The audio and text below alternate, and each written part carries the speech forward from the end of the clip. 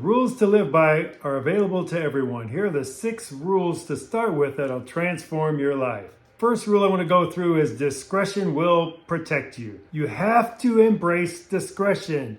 You have to be discerning. That's the key to discretion.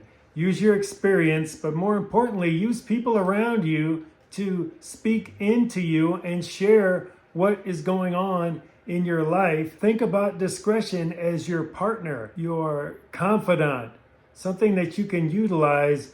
And now, if you're not a follower of Jesus like I am, and you want to call it intuition, you just kind of know when something is on the level or something isn't. You just kind of know when something is serving you and when it isn't.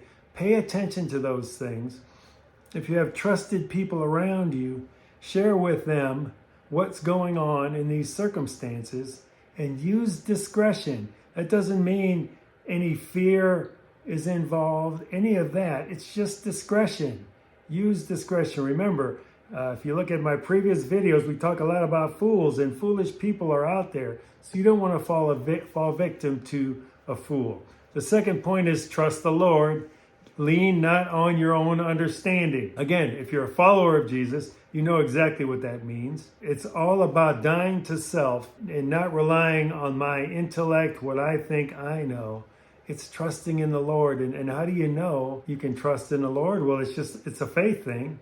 First of all, you have to have faith. You have to believe in Jesus. And that's a whole nother topic. But if you do believe it and you trust in the Lord has never failed anyone.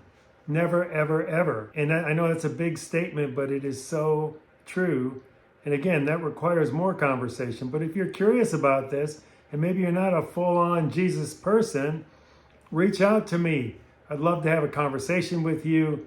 Not trying to convince you of anything, just to answer any questions that you may have. And to share my own story. Trusting in the Lord has brought me joy every single day of my life, no matter the life circumstances that I have to face, that you have to face, that we all have to face. Trusting in the Lord, leaning not on your own understanding, surrendering self.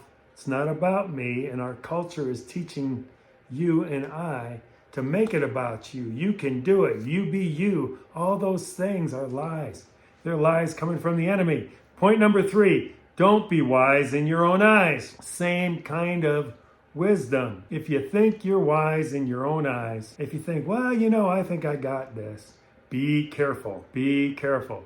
Search yourself. That's why I really believe in coaching and community, because you need other people to give you truth with grace, to challenge you.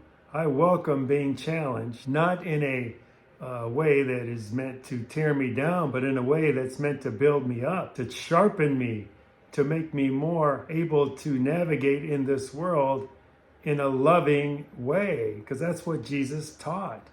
So it's not to be wise in my own eyes. I have the wisdom in me, so do you. I believe everybody has that wisdom in them. Now, once you give your life to Jesus, of course, you get the Holy Spirit. So it's like God in you. And that's what you rely on. But even if you haven't, you have an opportunity to, number 1. And number 2, I believe that even before I started following Jesus, God was looking after me, just because I kind of knew certain things, and I just knew it. And when I look back, I know that He was in my life and He was looking after me, because He's a patient God, and He wants to make sure that we all have an opportunity. Be redeemed through His Son and reestablish communication and relationship more than anything with Him. And that's why He sent Jesus. Isn't that beautiful? Next point, number 4. Do not forsake wisdom, and she will protect you. So this comes from Proverbs, and Proverbs was Lady Wisdom speaking. So do not forsake it, and she will protect you. Wisdom is the key. So where do you get wisdom? Example that I'm using, right in the Bible. Proverbs is a great place to start for wisdom. People say, well, I can get wisdom from experience. Yes, experience isn't the best teacher, though. Reflected experience is a good teacher.